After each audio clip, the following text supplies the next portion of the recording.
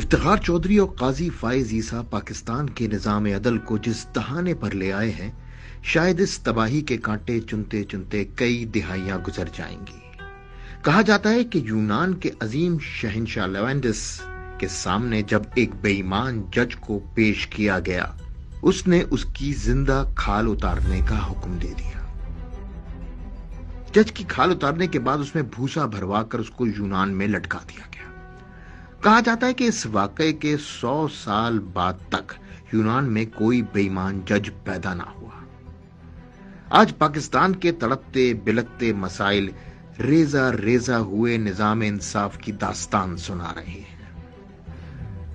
کہانی کچھ اس طرح ہے کہ قاضی فائز عیسیٰ نے 30 جنوری 1985 میں بلوچستان ہائی کورٹ سے اپنے کیریئر کا آغاز کیا۔ موصوف شروع ہی سے لوگوں کو لوٹنے میں مشہور تھے۔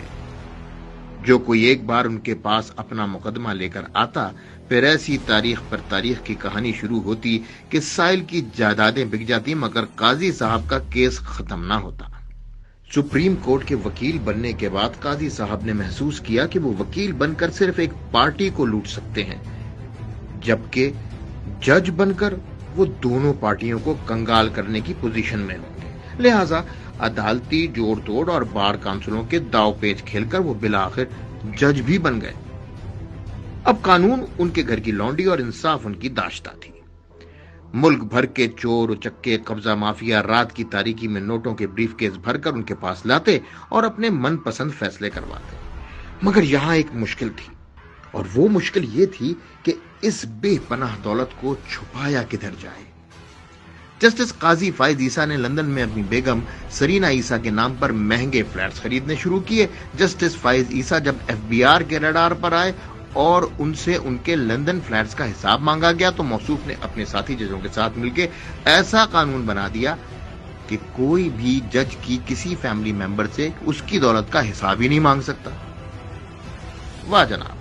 اب میں پوچھتا ہوں، یہ نظام عدل ہے یا کوئی ریڈ لائٹ ایریا جدھر جج اپنا ایمان اور انصاف بیچ کر لندن میں جائیدادیں بناتے ہیں اور کوئی ان سے پوچھنے والا نہیں؟ کتنی مزہ کا خیز بات ہے کہ جب سرینا عیسیٰ سے لندن کے فلیٹس کا سورس آف انکم مانگا گیا تو کہنے لگی یہ زرعی انکم سے خریدے گئے ہیں۔ جب زرعی انکم کا سورس مانگا گیا تو فوراً ایسا قانون بنوا لیا گیا کہ آج کے بعد کوئی بھی جج کی بیوی سے حساب نہ مانگ سکے۔ کیا یہی وہ پاکستان ہے جو قائد اعظم بنانا چاہتے تھے؟ مسلمان مصیبت میں گھبرایا نہیں کرتا۔